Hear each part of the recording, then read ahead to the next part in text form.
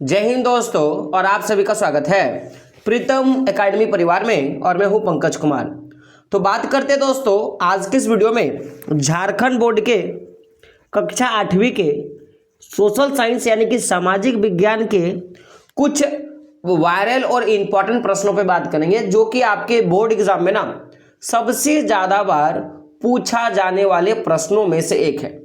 तो यहाँ से पहली बात तो हम लोग इम्पॉर्टेंट क्वेश्चन कर ही रहे हैं, और अब जो है हम लोग चैप्टर वाइज सामाजिक विज्ञान का हम लोग एमसीक्यू भी करना शुरू करेंगे। अगर आप इसके लिए एग्री हो ना तो एक बार कमेंट जरूर करना कि हाँ सर मुझे एसएसटी का चैप्टर वाइज जो है एमसीक्यू करवा दीजिए, ठीक है। तो सबसे पहला अगर प्रश्न देखोगे तो क्या है कि ईस्ट इंडिया कंपनी किस देश की व्यापारिक कंपनी थी। तो जो ईस्ट इंडिया कंपनी है ना वो आपका इंग्लैंड का, जी हाँ, कहाँ का, इंग्लैंड का व्यापारिक कंपनी था। तो ऑप्शन नंबर 3 आपका क्या होगा, सही होगा। अगला प्रश्न है कि अंग्रेजों ने अपनी पहली कोठी कहाँ स्थापित की थी। अंग्रेजों ने अपनी पहली कोठी कहाँ स्थापित की थी, तो आंसर क्या होगा, सूरत में। कहाँ पे, सूरत में। अगला प्रश्न है कि झारखंड में अंग्रेजों का प्रवेश किस जिले की ओर से हुआ था। यानी कि पहली बार जब झारखंड में अंग्रेज आया था ना तो वो प्रवेश जो है किस जिले से किया था, तो याद रखिएगा ऑप्शन नंबर 4 क्या होगा, सिंहभूम। यानी कि जो सिंहभूम है, पूर्वी सिंहभूम, पश्चिमी सिंहभूम, उधर से जो है अंग्रेज घुसने का काम किया था। अगला प्रश्न बात करेंगे। प्रश्न है आपका कि किस गवर्नर जनरल को बंगाल का दीवानी कहा जाता है। और ये बड़ा इंपॉर्टेंट सा प्रश्न है, बीबीआई प्रश्न है। तो बंगाल का दीवानी जो है ना वो लॉर्ड क्लाइव को कहा जाता है। यानी कि ऑप्शन नंबर 1 क्या होगा आपका, सही होगा। अगला प्रश्न है आपका महलबाड़ी व्यवस्था की रूपरेखा किसने तैयार किया था। ये जो महलबाड़ी व्यवस्था है ना उसकी पूरा का पूरा रूपरेखा जो है वो किसने तैयार किया था, ये आपका प्रश्न है। ये जो मैकेंजी है ना, मैकेंजी जो था, हॉल्ट मैकेंजी था, इसने पूरी की पूरी रूपरेखा जो है महलबाड़ी व्यवस्था का चालू किया था।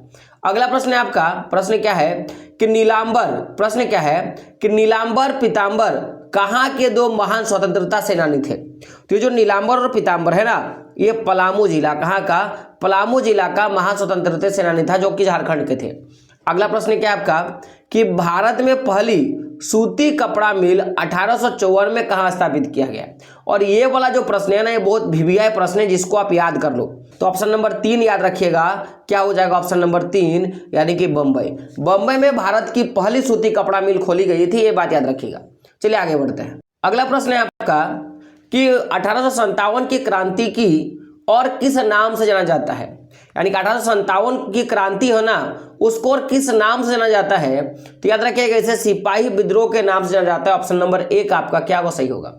अगला प्रश्न है आपका 1857 की क्रांति का नेतृत्व रांची में किसने किया था। यानी कि जो क्रांति हुआ ना इसका नेतृत्व रांची में किसने किया था, तो याद रखिएगा ऑप्शन नंबर आपका क्या होगा, 2 क्या होगा, विश्वनाथ सहदेव ने क्या किया था, रांची से 1857 की क्रांति का नेतृत्व किया था। अगला प्रश्न है आपका कोलकाता में मदरसा की स्थापना किसने किया था। कोलकाता में मदरसा के जो स्थापना है ये वॉरेन हेस्टिंग के द्वारा किया गया था। तो ऑप्शन नंबर सी क्या होगा आपका, सही होगा। अगला प्रश्न है कि शांति निकेतन की स्थापना किसने किया था। तो शांति निकेतन का स्थापना जो है ना वो रविंद्रनाथ टैगोर के द्वारा किया गया था। ऑप्शन नंबर 1 क्या होगा आपका, सही होगा। चलिए आगे बढ़ते हैं। क्वेश्चन नंबर 12 क्या है आपका, अगर ध्यान से देखो तो किसे आधुनिक भारत का जनक कहा जाता है। यह प्रश्न है कि किसे आधुनिक भारत का जनक कहा जाता है। तो ऑप्शन नंबर आपका क्या होगा, 1, राजा राम मोहन राय को आधुनिक भारत का जनक कहा जाता है। अगला प्रश्न है कि ज्योतिराव फुल्ले ने किस प्रसिद्ध ग्रंथ का रचना किया था। तो ज्योतिराव जो फुल्ले है ना इसने गुलामगिरी का स्थापना किया था। और यह प्रश्न जो है ना आपके क्लास 10 में भी पूछे जाते हैं, तो इंपॉर्टेंट सा प्रश्न, इसको हमेशा याद रखिएगा। अगला प्रश्न है कि अंग्रेजों ने बंगाल का विभाजन कब किया था। तो अंग्रेजों के द्वारा जो बंगाल का विभाजन है माय डियर फ्रेंड वो कब हुआ था आपका 1905 में। ऑप्शन नंबर 3 आपका क्या होगा, सही होगा। अगला प्रश्न है कि गांधी जी ने भारत में अपना पहला आंदोलन कहाँ चलाया था। गांधी जी ने भारत में जो अपना पहला आंदोलन है वो कहाँ चलाया था, तो याद रखिएगा चंपारण में। कहाँ पे, चंपारण में। अगला प्रश्न है आपका कि करो या मरो का नारा किसने दिया था। तो करो और मरो का नारा जो है वो महात्मा गांधी के द्वारा दिया गया था। तो 16 का आंसर क्या होगा, ऑप्शन नंबर 2 जो होगा, सही होगा। आगे बढ़ते हैं। अगला प्रश्न है आपका 17 नंबर का प्रश्न है कि मेजर ध्यानचंद किस खेल से संबंधित है? तो मेजर ध्यानचंद जो है ना वो हॉकी खेल से संबंधित है, तो ऑप्शन नंबर 4 जो है आपका सही होगा। चलिए आगे बढ़ते हैं। अगला प्रश्न है आपका 18 नंबर का कि निम्नलिखित में से कौन सा मानव निर्मित संसाधन है, यानी कि मानव के द्वारा बनाया गया है? ऑप्शन क्या है? मशीन, लौह अयस्क, जल, और इनमें से कोई नहीं। तो जो मशीन होते हैं ना वो मानव के द्वारा बनाया गया, लेकिन अगर लौह अयस्क का बात किया जाए या जल का बात किया जाए तो यह प्राकृतिक संसाधन है, ये बात याद रखिएगा। अगला प्रश्न है आपका कि कोयला किस प्रकार का संसाधन है? ऑप्शंस क्या है? नवीकरणीय, चक्रीय, अजैव, या क्या होगा? जैव। तो 19 का आपका आंसर क्या हो जाएगा कि कोयला जो है आपका वो क्या है? आपका एक प्रकार का जैव संसाधन है। नवीकरण तो है नहीं, चक्रीय संसाधन है नहीं, और अजैव नहीं है, ये जैव संसाधन है, याद रखिएगा, जिसमें जीवन पाया जाता है।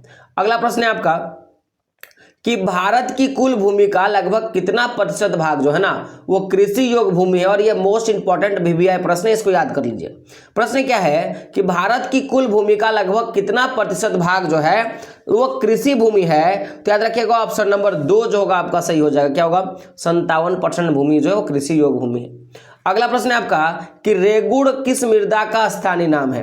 रेगुड़ मृदा जो है उसे किस मृदा का स्थानीय नाम है? तो काली मृदा को रेगुड़ मृदा या रेगड़ मृदा भी कहा जाता है, तो ऑप्शन नंबर 3 जो होगा आपका सही हो जाएगा। आगे बढ़ते हैं। अगला प्रश्न है विश्व वन दिवस कब मनाया जाता है? तो विश्व वन दिवस जो है ना आपका वो 21 मार्च को मनाया जाता है, ऑप्शन नंबर 1 आपका क्या होगा? सही होगा। अगला प्रश्न है धात्विक खनिज पाई जाती है। धात्विक खनिज कहाँ पाया जाता है? तो यह अग्नीय एवं कांतरी चट्टान जो होते हैं ना इनमें धात्विक खनिज पाया जाता है। अगला प्रश्न है कि गैर परंपरागत ऊर्जा स्रोत कौन कौन से हैं? तो देखिए ऊर्जा के स्रोत दो होते हैं, एक परंपरागत जिसका उपयोग लंबे समय से हो रहा है, यानी कि जो आपने किया, आपके बाप दादा जिसका उपयोग किया, और गैर परंपरागत जिसका उपयोग वर्तमान समय से हुआ है। तो देखो जैसे कोयला हो गया, ये बाप दादा उपयोग किया, आप भी कर रहे हो। जैसे आपका लकड़ी हो गया, ये सब उपयोग कर रहा है। लेकिन अगर आप पवन ऊर्जा का बात करते हो, सौर ऊर्जा का बात करते हो, ज्वारी ऊर्जा का बात करते हो, तो इसका उपयोग वर्तमान समय से हो रहा है, यानी कि गैर परंपरागत स्रोत क्या होगा? इनमें से सभी। ऑप्शन नंबर 4 आपका क्या होगा? सही होगा। आगे बात करते हैं। अगला प्रश्न है आपका कि निम्नलिखित में से कौन आर्थिक क्रिया के प्रकार है? तो आर्थिक क्रिया के 3 प्रकार होते हैं। प्राथमिक क्रिया जिसका संबंध कृषि क्षेत्र से है, द्वितीयक क्रिया जिसका जो है संबंध विनिर्माण से है, यानी कि प्राथमिक क्षेत्र में जो भी चीज वस्तुओं का उत्पादन होता है उनमें क्रियाकलाप कर कर, उनमें प्रौद्योगिकी लगाकर और नए वस्तुओं का निर्माण द्वितीयक क्रिया के अंतर्गत आता है। और तृतीयक क्रिया जिसको सेवा क्षेत्र बोलता है, इसमें प्राथमिक और द्वितीयक क्षेत्र को विकास करने के लिए, उन्हें ज्यादा विकसित बनाने के लिए जिन भी चीजों का जरूरत होता है वो तृतीयक क्षेत्र में होता है। तो 3 प्रकार के क्षेत्र है, तो ये सभी क्या होगा? इसका आंसर हो जाएगा। अगला प्रश्न है कि उत्तरी पूर्वी भारत में हस्तांतरित कृषि को किस नाम से जाना जाता है? तो जो उत्तरी पूर्वी भाग है ना वहां पे हस्तांतरित कृषि जो होता है इसे झूम खेती बोलते हैं। ठीक है, याद रखिएगा, झूम खेती बोलते हैं। ठीक है ना। अगला प्रश्न है आपका कि चावल का सबसे बड़ा उत्पादक देश कौन सा है? चावल का सबसे बड़ा उत्पादक देश कौन सा है? तो यहाँ पे क्या होगा? चीन। क्या हो जाएगा? चीन। ऑप्शन नंबर 3 आपका सही होगा। अगला प्रश्न जो है, जो कि हर एक क्लास में पूछा गया है कि सुनहरा रेशा किसे कहा जाता है? तो सुनहरा रेशा जो है ना वो किसे बोलेंगे? तो जूट को। तो जूट को सुनहरा रेशा कहा जाता है। गोल्डन फीवर रूट को कहा जाता है। अगला प्रश्न है आपका कि कच्चा माल के आधार पर उद्योग को कितने भागों में बांटते हैं? तो कच्चे माल के आधार पर उद्योग को जो है वो 4 भागों में बांटा जाता है। अगला प्रश्न है, अगर देखो 30 नंबर का प्रश्न है। प्रश्न क्या है कि किस खनिज को उद्योग की जननी कहा जाता है? तो कोयला को उद्योग का जननी कहा जाता है। ठीक है, तो ऑप्शन नंबर लोहा को क्या कहा जाता है? उद्योग का जननी कहा जाता है। तो ऑप्शन नंबर 1 आपका क्या होगा? सही होगा। अगला प्रश्न है टिस्को किस नदी के तट पर अवस्थित है? ये जो टिस्को है वो किस नदी के तट पर स्थित है? तो याद रखिएगा ये स्वर्णरेखा नदी। क्या होगा? स्वर्णरेखा नदी। ऑप्शन नंबर 1 आपका क्या होगा? सही होगा। अगला प्रश्न है जापान का मैनचेस्टर किस शहर को कहा जाता है? जापान का मैनचेस्टर किस शहर को कहा जाता है? तो ओसाका को जो है कहा जाता है। जैसे भारत का मैनचेस्टर क्या है? आपका अहमदाबाद। तो उसी प्रकार जापान का मैनचेस्टर कौन है? तो ओसाका है, याद रखिएगा। अगला प्रश्न है आपका, प्रश्न है विश्व की दूसरी सबसे बड़ी आबादी किस देश में की है? विश्व की अगर दूसरी सबसे बड़ी आबादी का बात किया जाए ना तो और किसी का नहीं, भारत का है। और सबसे ज्यादा अगर आबादी है तो चीन में है, ये बात याद रखिएगा। अगला प्रश्न है विश्व की कुल जनसंख्या का लगभग 75% लोग कहाँ रहते हैं? तो ऑप्शंस क्या है आपका? कि यूरोप और अफ्रीका में, अफ्रीका और ऑस्ट्रेलिया में, एशिया और यूरोप में, और आपका अगला क्या है आपका उत्तर अमेरिका व दक्षिण अमेरिका में। तो देखिए ऐसे आपके बुक के अकॉर्डिंग अगर आंसर देखा जाए तो ये आपका क्या है एशिया और यूरोप में, लेकिन इसका अगर आंसर जो है ना देखिए सबसे ज्यादा 75% जो आबादी है ना वो एशिया में और साथ ही साथ अफ्रीका देश में है। तो अगर एशिया और अफ्रीका अगर आंसर होगा तो वही मारिएगा, लेकिन अगर एशिया और यूरोप कहीं पे आंसर है तो आपको एशिया और यूरोप आंसर मार के आना है, ऑप्शन नंबर 3 है आपके अकॉर्डिंग सही होगा। अगला प्रश्न है आपका कि भारत कब एक संप्रभु राष्ट्र बना।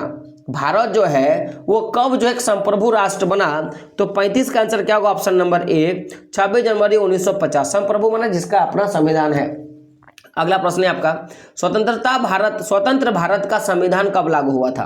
तो अगर संविधान लागू का बात किया जाए तो यह भी याद रखिएगा 26 जनवरी 1950, और बना कब था तो 26 नवंबर 1949 को, यह बात याद रखिएगा। अगला प्रश्न है आपका वर्तमान में संविधान के द्वारा नागरिकों को कितना मौलिक अधिकार दिया गया है, यानी कि कितने प्रकार के मौलिक अधिकार जो हमारे पास है, तो याद रखिएगा कितना हो जाएगा 6, हमारे पास 6 मौलिक अधिकार है। अगला प्रश्न है भारत के वर्तमान राष्ट्रपति कौन है। आप मुझे क्या करो कमेंट बॉक्स में बताओ, ठीक है, आप मुझे क्या करो कमेंट बॉक्स में बताओ। चलो ऑप्शंस क्या है, प्रणब मुखर्जी, द्रौपदी मुर्मू, प्रतिभा देवी सिंह पाटिल और लाला कृष्ण आडवाणी। आप मुझे कमेंट बॉक्स में बता दो। अगला प्रश्न है आपका कि लौह पुरुष किसकी उपाधि है। लौह पुरुष जो है उसको किसको उपाधि दिया गया था, तो लौह पुरुष के नाम से सरदार वल्लभ भाई पटेल को माना जाता है, जैसे बापू के नाम से महात्मा गांधी को, ठीक है, उसी प्रकार जो है लौह पुरुष के नाम से किसे जाना जाता है, सरदार वल्लभ भाई पटेल को। अगला प्रश्न है आपका पंथ निरपेक्ष समाजवादी तथा अखंडता शब्द 1976 ईस्वी में संविधान के कितने संशोधन में जोड़ा गया। तो संविधान में संशोधित किया गया जिसके बाद पंथ निरपेक्ष समाजवाद और अखंडता शब्द को जोड़ा गया है। तो वो संविधान के किस संशोधन के द्वारा जोड़ा गया था, तो याद रखिएगा 42वें संविधान संशोधन के द्वारा, यानी कि ऑप्शन नंबर आपका क्या होगा 1 जो होगा सही होगा। और यहां से भी प्रश्न बनता है कि 42वां संविधान संशोधन कब हुआ था, तो 1976 में, इसको याद रखिएगा। अगला प्रश्न है आपका कि भारतीय गणराज्य में सर्वोच्च संवैधानिक पद किसका है, तो याद रखिएगा राष्ट्रपति का। जो सबसे ऊपर का पद किसी का माना गया है तो राष्ट्रपति का माना गया, तो ऑप्शन नंबर आपका क्या होगा 2 जो होगा आपका सही होगा। चलिए आगे बढ़ते हैं। अगला प्रश्न है आपका कि भारत में कौन सी संस्था कानून बनाती है।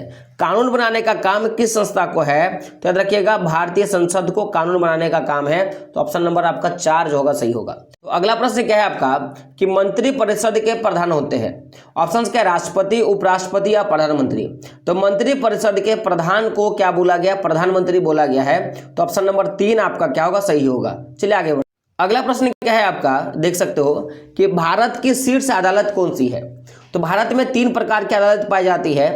एक जिसको हम लोग बोलते हैं ऐसे जो है आपका लोक अदालत बोला गया, या आप बोलोगे एक जिला में अदालत होता है, एक राज्य में अदालत होता है, और एक जो होता है आपका केंद्र में होता है। तो जो ऐसे आपके राज्य में जो आपके जिला में होता है उसको जिला कोर्ट बोला गया है, और आपका जो राज्य में होता है उसको उच्च न्यायालय बोला गया है, और जो राज्य में जो केंद्र में होता है उसको उच्चतम न्यायालय बोला गया है। तो एक देश में केवल एक न्यायालय होता है जिसको बोला गया सर्वोच्च न्यायालय, और इसी को जो है ना शीर्ष न्यायालय और इसी को जो है उच्चतम न्यायालय भी कहा जाता है। तो ऑप्शन नंबर बी आपका क्या होगा सही होगा। आगे बात करते हैं। और उच्चतम न्यायालय है कहाँ भारत का, तो नई दिल्ली, और उच्च न्यायालय झारखंड का कहाँ है, तो रांची में, याद रखिएगा, है ना। अगला प्रश्न है आपका, प्रश्न क्या है कि मुख्य न्यायाधीश की नियुक्ति कौन करता है। मुख्य न्यायाधीश की नियुक्ति करने का काम किसको है, तो याद रखिएगा ये राष्ट्रपति जो है मुख्य न्यायाधीश को नियुक्ति पेपर देने का काम करता है। तो ऑप्शन नंबर 1 आपका क्या होगा सही होगा।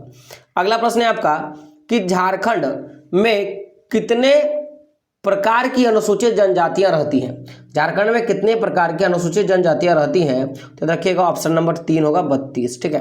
अगला प्रश्न क्या है आपका कि स्वच्छ भारत अभियान भारत सरकार द्वारा कब आरंभ किया गया।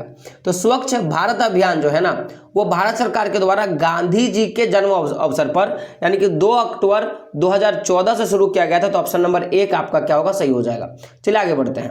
अगला प्रश्न है आपका 48 नंबर का प्रश्न है कि झारखंड सरकार ने 15 अप्रैल 2016 को भीमराव अंबेडकर आवास योजना का शुभारंभ किसके लिए किया था?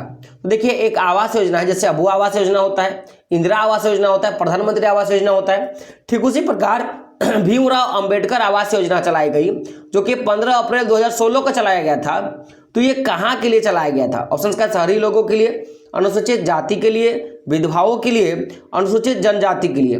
तो 48 का आंसर क्या हो जाएगा? Option number 3। किसके लिए? विधवाओं के लिए एक भीमराव अंबेडकर आवास योजना का कार्यक्रम 15 अप्रैल 2016 से किया गया था। अगला प्रश्न है आपका, और अगला अंतिम प्रश्नों पे यानी कि 2 जो प्रश्न कराऊंगा यहीं पे वीडियो लास्ट होगा। लेकिन उससे पहले अगर आप नए हैं तो चैनल को सब्सक्राइब कर लीजिए और जो भी बेल का आइकन है प्रेस कर लीजिए, और जो भी टेलीग्राम ग्रुप और व्हाट्सएप ग्रुप है वहां पे भी ज्वाइन हो जाए ताकि टाइम टू टाइम आपको अपडेट मिलेगा। अगला प्रश्न है, विश्व तंबाकू निषेध दिवस किस तिथि को मनाया जाता है? यानी कि तंबाकू निषेध दिवस जो है ना वो आपका कब मनाया जाता है? तो याद रखिएगा 31 मई को। कब मनाया जाता है? 31 मई को। अगला प्रश्न है कि बाल विवाह क्या है? सामाजिक परंपरा, सामाजिक कुरीति, धार्मिक परंपरा, इनमें से कोई नहीं। तो ये क्या है आपका एक प्रकार का सामाजिक कुरीति है, समाज का एक घिनौना काम है। तो ऑप्शन नंबर 2 आपका क्या होगा? सही होगा। तो कुल मिला के इस चैप्टर कुल मिला के टोटल 50 ऑब्जेक्टिव प्रश्नों पे हम लोगों ने बात की जो कि आपके एग्जाम में सीधे तौर पर पूछे जा सकते हैं। तो इनको याद कर लीजिएगा, इनको समझ लीजिएगा, और इसी तरह के मैथ के, साइंस को और बाकी सब्जेक्ट के वीडियो पाने के लिए चैनल को सब्सक्राइब जरूर कर लीजिएगा। मिलते हैं दोस्तों अगले एक वीडियो में, तब तक के लिए जय हिंद, जय भारत और आपका दिन शुभ हो।